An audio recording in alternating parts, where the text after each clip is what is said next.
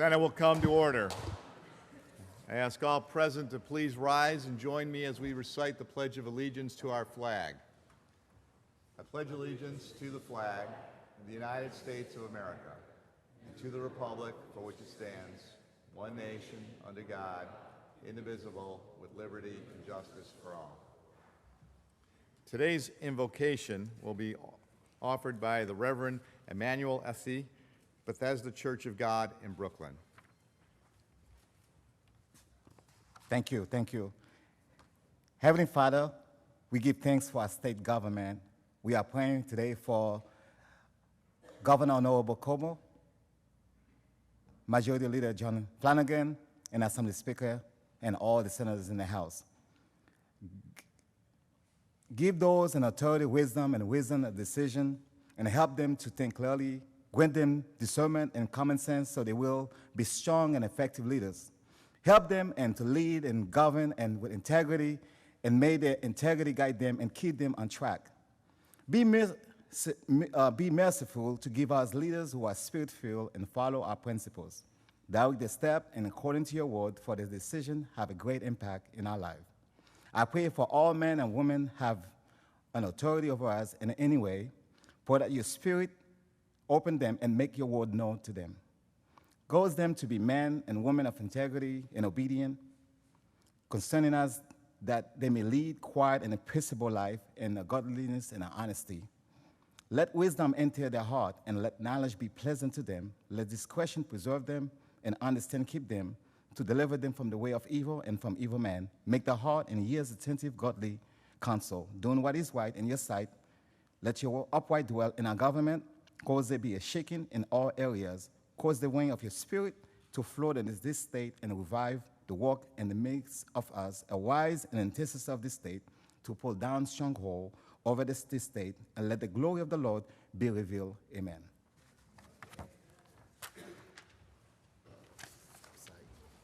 Thank you, Reverend. Reading of the journal. In the Senate Wednesday, June 15th, the Senate met pursuant to adjournment. The journal of Tuesday, June 14th was read and approved. On motion, Senate adjourned. Without objection, the journal will stand approved as read. Presentation of petitions. Messages from the Assembly. The Secretary will read. On page 5, Senator Croce moved to discharge from the Committee on Rules Assembly Bill number 9304A and substituted the identical Senate Bill 6361A, third reading calendar 120. On page 6, Senator Gallivan moved to discharge from the Committee on Transportation Assembly Bill number 8548A and substitute the identical Senate Bill 6058A, third reading calendar 211. On page 6, Senator Marcelino moved to discharge from the Committee on Rules Assembly Bill number 8621B and substitute the identical Senate Bill 6723A, third reading calendar 269. On page 7, Senator Nozzolio moved to discharge from the Committee on Transportation Assembly Bill number 8595A and substitute the identical Senate Bill 6267A, third reading calendar 280. On page 7, Senator Hannan moved to discharge from the Committee on Health Assembly Bill number 9335B and substitute the identical Senate Bill 6779B, third reading calendar 286. On page 7, Senator Boyle moved to discharge from the Committee on Labor Assembly Bill number 4910A and substitute the identical Senate Bill 613A, third reading calendar 319. On page 8, Senator Laval moved to discharge from the Committee on Local Government Assembly Bill number 5244A and substitute the identical Senate Bill 3689A, third reading calendar 327. On page 8, Senator Boyle moved to discharge from the Committee on Rules Assembly Bill number 9135B and substitute the identical Senate Bill 6739B, third reading calendar 333. On page 8, Senator Avella moved to discharge from the Committee on Children and Families Assembly Bill number 9759 and substitute the identical Senate Bill 6859, third reading calendar 342. On page 9, Senator Serino moved to discharge from the Committee on Local Government Assembly Bill number 2370B and substitute for the identical Senate Bill 4338A, third reading calendar 395. On page 11, Senator Golden moved to discharge from the Committee on Rules Assembly Bill number 9440 and substitute the identical Senate Bill 6936, third reading calendar 553. On page 13, Senator Larkin moved to discharge from the Committee on Codes Assembly Bill number 8699 and substitute the identical Senate Bill 7087, third reading calendar 627. On page 14, Senator Golden moved to discharge from Committee on Cities, Assembly Bill Number 1719C, and substitute the identical Senate Bill 6303B, third reading calendar 698. On page 15, Senator Marchone moved to discharge from Committee on Elections, Assembly Bill Number 3330, and substitute for the identical Senate Bill 1384, third reading calendar 725. On page 23, Senator Vella moved to discharge from Committee on Consumer Protection, Assembly Bill Number 1047, and substitute the identical Senate Bill 7815, third reading calendar 1077. On page 23, Senator Golden moved to discharge from the Committee on Aging, Assembly Bill Number 8228A, and substitute the identical Senate Bill 6214A, third reading calendar 1093.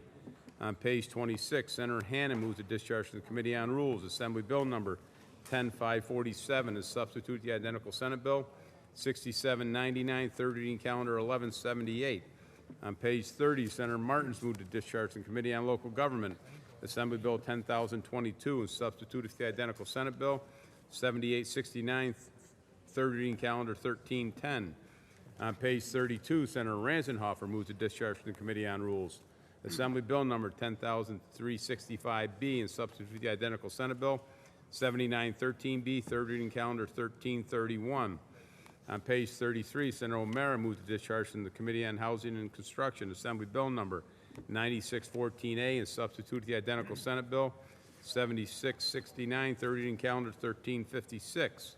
On page 34, Senator O'Mara moved to discharge from Committee on Rules, Assembly Bill 10214D, and substitute the identical Senate Bill 7847C, third reading calendar 1361. On page 36, Senator DeFrancisco moved to discharge from Committee on Transportation, Assembly Bill Number 4106, and substitute the identical Senate Bill 6034A, third reading calendar 1556. Substitutions are so ordered as so read. Messages from the Governor. Reports of standing committees. Reports of select committees. Communications and reports of state officers. Motions and resolutions. Senator DeFrancisco. I move to adopt the resolution calendar with the exception of resolutions 6474 and 6229. All in favor of adopting the resolution calendar with the exceptions of resolutions 6474 and 6229 signify by saying aye. Opposed? The resolution calendar is adopted. Senator DeFrancisco. Can you now take up resolution 6474 and call on me reading the title only? Secretary will read. Legislative Resolution Number 6474 by Senator DeFrancisco, celebrating the life and legacy of Dwayne Alonzo Pearl Washington. Can I have some order in the House, please? Staff can take conversations outside the chamber, please. Senator DeFrancisco.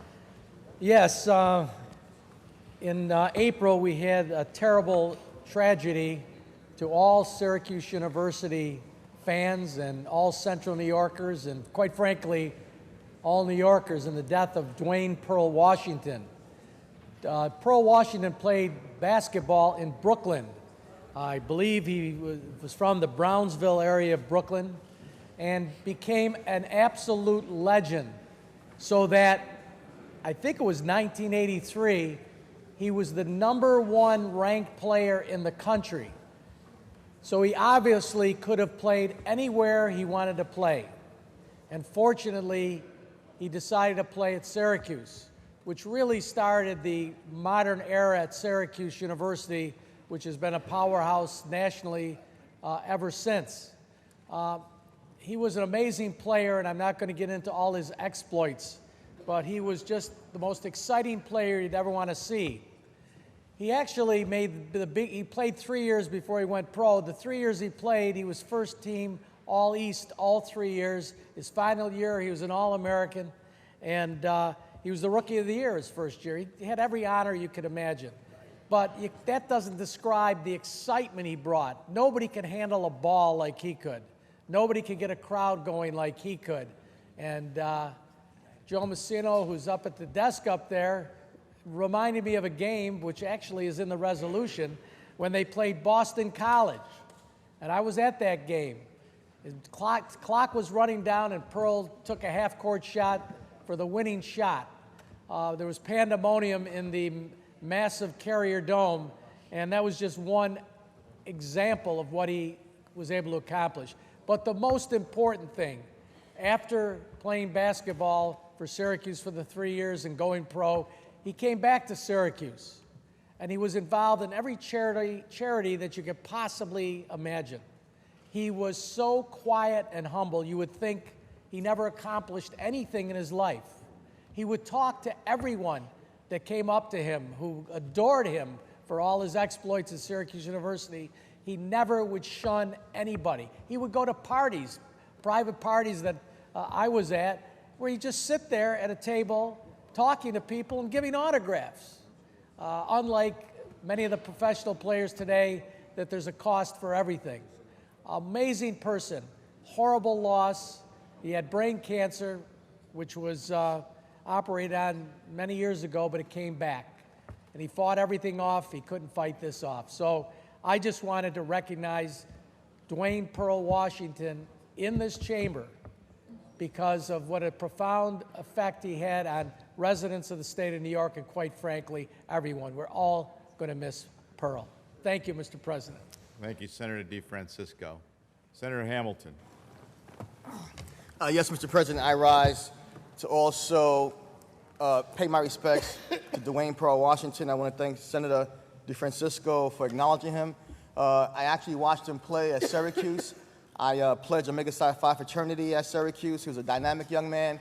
Also born in the district that I represent right now, which is Brownsville, where we have a lot of young kids with potential in basketball, and he was a beacon of hope. He was a leader in the Brownsville community, which produced many basketball players. And many of the kids who played at Syracuse were poor kids from the inner city who, for the first time, went away to school at college. So I just want to say thank you, Senator DeFrancisco, for bringing this resolution forward. Thank you, Senator Hamilton. The question is on the resolution. All in favor signify by saying aye. Opposed? The resolution is adopted. Senator DeFrancisco, I believe you're offering that for co-sponsorship? I definitely am. You took the words out of my mouth. So should you choose not to be a co-sponsor, please notify the desk. Senator DeFrancisco. Next, we take up Resolution 6229 by Senator Golden and read the title only. Secretary will read. Legislative Resolution Number 6229 by Senator Golden, honoring John C. Gugas, Jr. for his distinguished legislative service after 43 sessions in the New York State Senate. Senator Golden. Thank you, Mr. President. I rise to speak of a great man that's done an awful lot for our great city and our state, and has been around at this institution for many, many years. For the past 43 sessions, John Gugas has worked in the New York State Senate when Senator Larkin was serving as a staff member at that time. Whether you're a member or a staffer, a lot of us have grown up with John Gugas.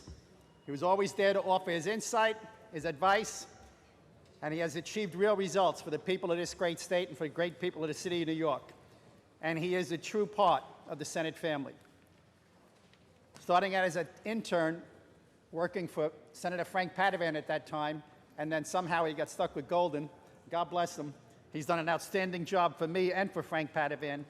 And his study was political science, a student at Siena College when he was hired in 1974 as a staffer here in this great capital. As time went on, he was promoted to Chief of Staff to Frank Padovan. And his capacity, he worked with many elected officials, administrative staff members, unions, representatives throughout the New York State, New York City, and implementing many of the policies and laws that we have here today affecting our great city and our great state. He's been part of it, he breathes it, he eats it, he sleeps it, and he's been great for this conference and for this great state.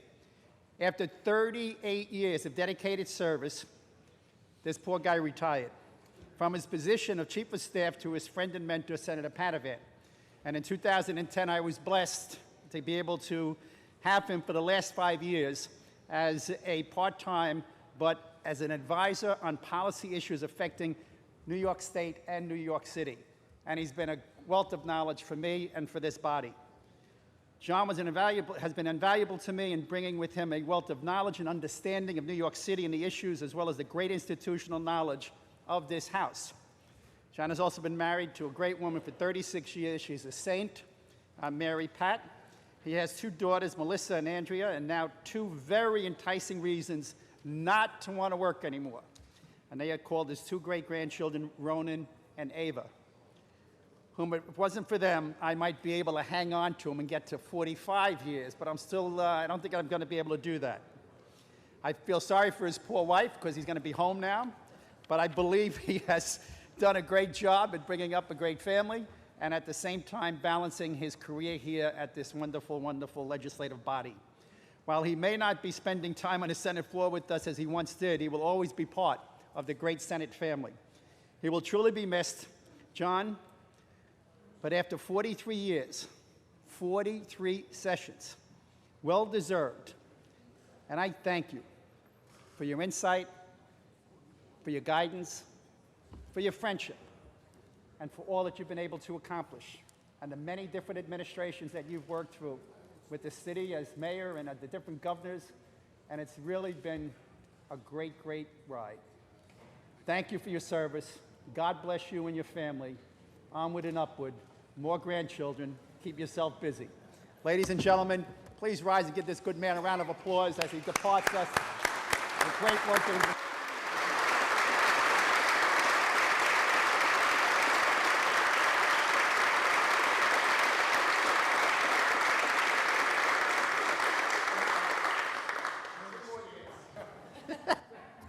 Senator Thank you. Lavelle. Senator Lavelle, can I have some order in the House, please? Thank you, Mr. President. I rise to echo the comments of Senator Golden. John Gugas is one staff member, and we have many in our presence that work very, very diligently to make the Senate the place that it is. The staff members and John, very professional, very obliging, always there to help, always there to make sure that the Senate as an institution progresses in a very positive direction. So I want to thank you for your years of service and the years that we have spent together toiling on many, many pieces of legislation. And most importantly, your dedication to this House and to the members that you served. Good luck to you. Senator Larkin. John, I don't want to delay your retirement. All I want to say was that 41 years ago, you and I were staff members, and the staff were listened to then.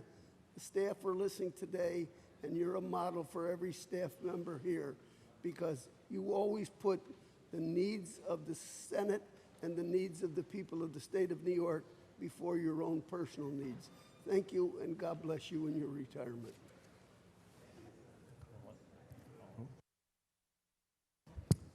John, anybody that can survive 43 years of legislative session is an amazing man. And you still look good. So the question is on the resolution. All in favor say aye. Opposed? The resolution is adopted. Congratulations. Our best wishes, John.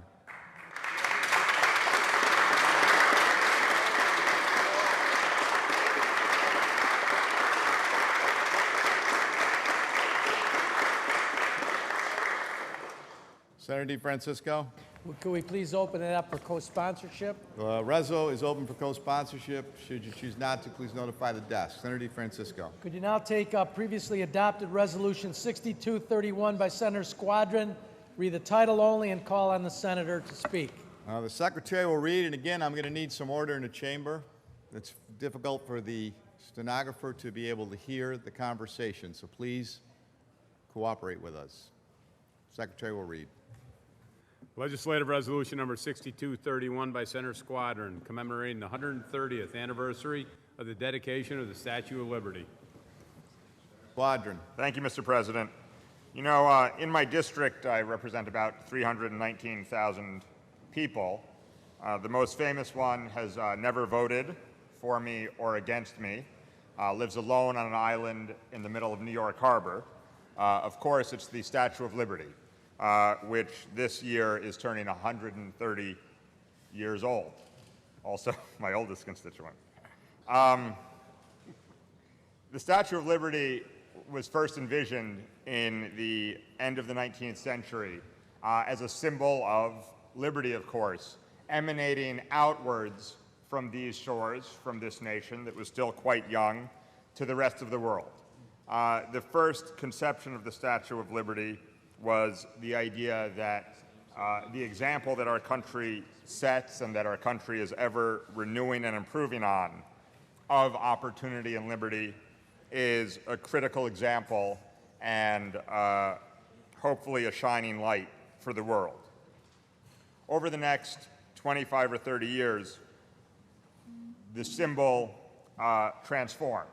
The idea of liberty and of the importance of our country's example continued, and it merged with another one, which was the idea that we are a home and a refuge for those around the world who need more opportunity and a better life.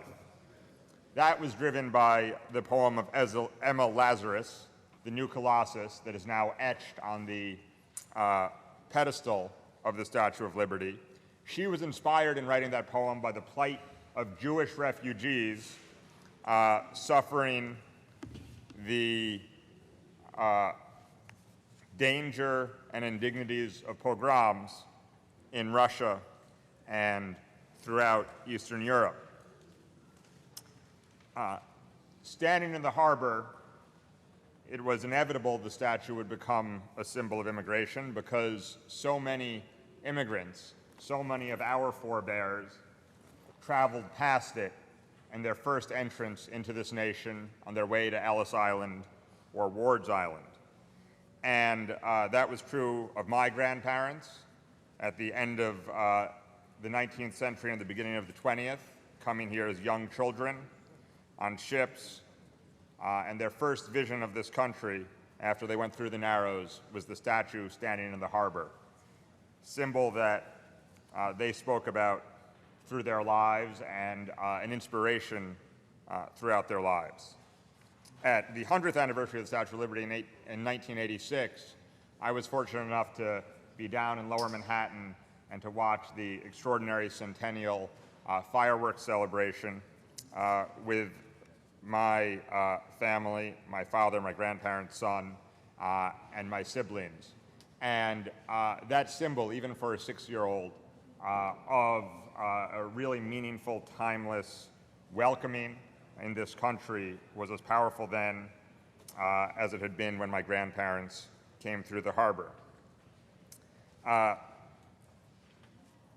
It continues to be today, and it's a reminder of the fact that two different ideas, the idea of our country as a beacon of liberty and opportunity, an example for others to improve their own plights, to improve their own nations, is a critical part of who we are and a big part of what we have provided as a nation for the world. And the idea that we are a welcoming harbor for those who are most motivated or most in need of a new life. Those are not actually separate ideas. It's the same idea. It's the idea of the American dream, the idea of the American idealism. And if we turn away from either, we are turning away from the Statue of Liberty and the legacy it has given us in New York Harbor. You know, wherever in New York State you're from, wherever in the nation you're from, a huge percentage of us can trace one or more ancestors back to one of those boats coming through the harbor, viewing the Statue of Liberty, or a similar immigrant experience landing at JFK Airport or LAX coming from the east or the west. And it's one that holds today. I will not read the whole of the New Colossus, but I think it's important to remind ourselves what was so powerful about it at the end of the 19th century, through the 20th century, and continuing to be today. Where there are refugees in need, there are those who want to change their lives and better their lives, not so much for themselves, but for their children and grandchildren. This is the place they want to come, and we are the folks who should want them to come here. Keep ancient lands your storied pomp, Emma Lazarus wrote. Cries she with silent lips, give me your tired, your poor, your huddled masses yearning to breathe free, the wretched refuse of your teeming shore. Send these, the homeless, tempest-tossed, to me. I lift my lamp beside the golden door. Happy birthday to the Statue of Liberty on 130 years, and to the American idealism and vision of liberty and welcoming shores for those who need it. Thank you, Mr. President. Thank you, Senator Squadron. Senator Hamilton. Yes, I wanted, Mr. President, I rise to congratulate the 135th anniversary for the Statue of Liberty. But let's be mindful of the fact that the original Statue of Liberty had features of an African-American woman. And this country could not tolerate the features of the Statue of Liberty having an African-American woman. To this day, the chains at the feet of the Statue of Liberty show slavery in this country, where people of color were slaves in New York and throughout the country. So when we think about the Statue of Liberty, it was a statue against slavery, it was a statue against tyranny.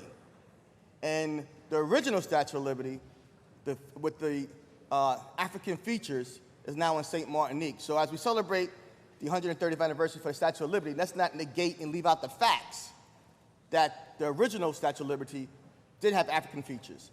The original Statue of Liberty, and to this day, has chains on her feet to talk about the history that we try to forget and leave out, which is slavery in this country, where many African Americans died coming from Africa through the slave trade in this country, and the remnants of slavery are still affecting us today. So when we talk about the Statue of Liberty, let's not leave out slavery, because that was a part of the discussion at that time, with slavery in this country, where people of color had suffered more than anybody else in America, African-American blacks, under slavery.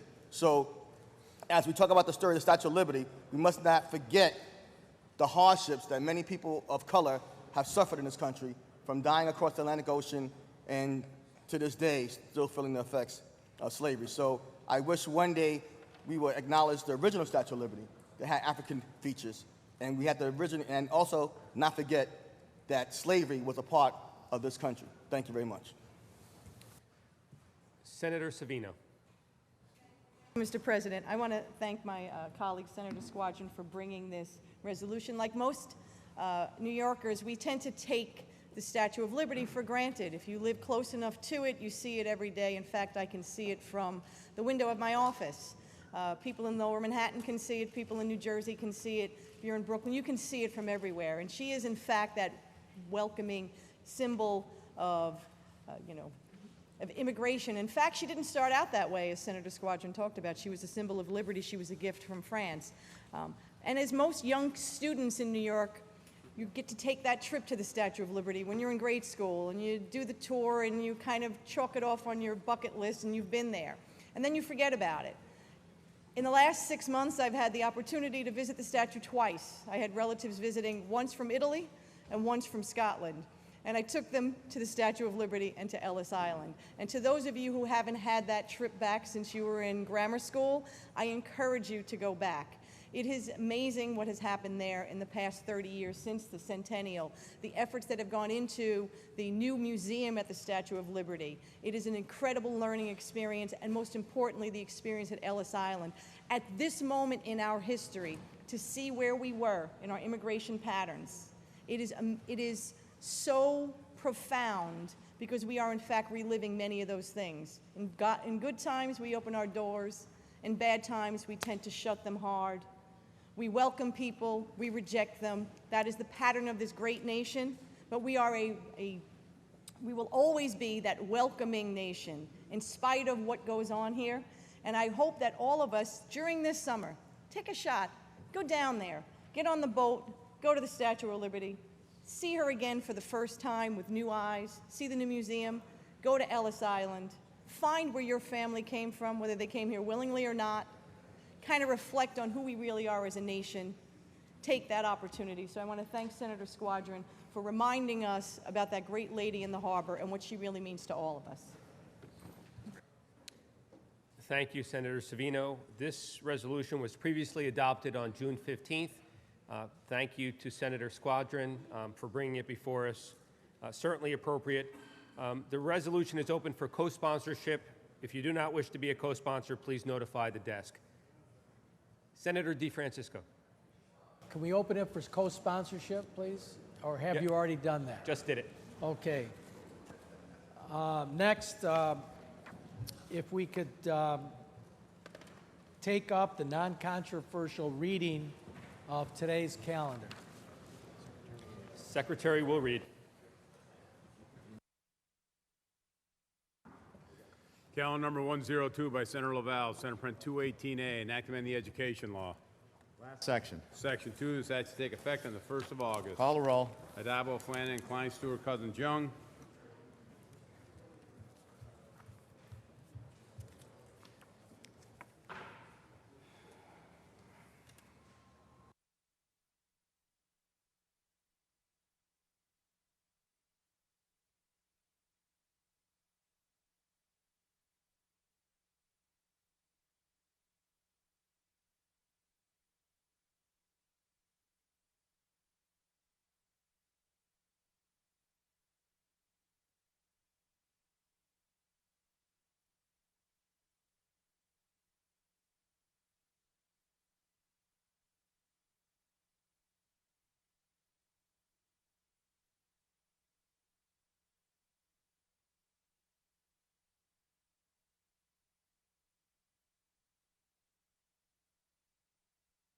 Results. Relation to calendar 102, those recorded in the negative. Senators Gianaris, Hamilton, Hassel-Thompson, Hoylman, Kruger, Peralta, Perkins, Persaud, Rivera, Sanders, Serrano, Squadron, Stavisky, Stewart Cousins. Also Senator Breslin. Ayes 40, nays 15. Bill is passed. Calendar number 120 by Member of the Assembly Garbarino, Assembly Print 9304A, an act granting. Last section. Section 2, this act should take effect immediately. Call the roll. Addabbo, Flanagan, Klein, Stewart, Cousins, Young. Ayes 54, nays 1. Senator Bonasek recorded in the negative. Bill is passed. Calendar number 169 by Senator Laval, Senate Print 2926B, an act authorizing. It's a home rule message present at the desk. Secretary will read the last section. Section 3, this act should take effect immediately. Call the roll. Addabbo, Flanagan, Klein, Stewart, Cousins, Young. Ayes 55. Bill is passed. Calendar number 170 by Senator Laval, Senate Print 2928A, an act to amend the vehicle and traffic law. Last section. There's a home rule message present at the desk. Secretary will read the last section. Section 2, this act should take effect immediately. Call the roll. Addabbo, Flanagan, Klein, Stewart, Cousins, Young. Ayes 55. The bill is passed. Calendar number 205 by Senator Nozzolio, Senate Print 1584A, an act to amend the vehicle and traffic law. Read the last section. Section 3, this act should take effect immediately. Call the roll. Addabbo, Flanagan, Klein, Stewart, Cousins, Young. Can I have some order, please? Senator Nozzolio will explain his vote. Mr. President, my colleagues, it's with deep appreciation that I rise to thank you for your support of a measure that will honor our nation's veterans. We can never do enough to honor those who sacrifice much to ensure that our nation remain free. On a broader sense, I wish to thank my colleagues for your work on behalf of the people that you represent in this great chamber. Our work together collectively is extremely challenging, and I have been honored for the last 24 years by my constituents to come to this chamber to represent their interests in front of you. And I've enjoyed that honor tremendously. We all work hard to ensure, regardless of what side of the aisle you're on, to ensure that the citizens you represent have advocacy to enhance their lives, whether it be legislation in this chamber, whether it be working on their behalf in your districts. It's a very noble endeavor, and I am honored to have been with you in working on behalf of the people we serve. I couldn't help but admire the words of Senator Squadron earlier today. He and I have been frequent adversaries in a principled, almost happy way, that as the ranking member of the Senate Codes Committee, the meetings are long because his debates are long. I think he comes under the Senator Krueger School of Questioning, and his advocacy on behalf of what he believes in and his constituents believe in, I believe helped us forge a better product that the Codes Committee produced on behalf of the citizens of the state. But his eloquence in speaking of the Statue of Liberty, the 130th anniversary of the most iconic symbol we have, not only in our state, but all our nation, is something that moved me greatly. Because that Statue of Liberty, the symbol of liberty and freedom, that is a New York national symbol, is the first thing my father saw, my dad saw, as Senator Squadron's grandparents saw. When my father came to this nation from his home country, from Sparanese, Italy, on board ship to come to America, as a young boy, his dad had come a few years earlier and hadn't seen his father for those years. And his father was waiting for them in New York City when he got off the ship. But the thing that Dad told me, my father, Alberto Nizzolio, told me that the first thing he remembers was seeing that Statue of Liberty. Little did he ever realize, I believe, that his son would become a New York State legislator, a New York State Assemblyman, a New York State Senator for 34 years. And I thank Senator Squadron for recognizing that symbol. Lady Liberty adorns us each and every day in our state seal. 100 years before the Statue of Liberty came to our harbor, the founding principles of our state chose Lady Liberty as a symbol for our state seal. 100 years before the Statue of Liberty came to our harbor. But thank you for your indulgences in letting me make these remarks. And thank you again for your service. I wish to conclude, Mr. President, with my favorite quotation from the United States Supreme Court. One I often share with students and maybe not so young about the beauties of our nation and how I respect the office that we serve in. Justice Brandeis said that in these United States, the highest public office is that of private citizen.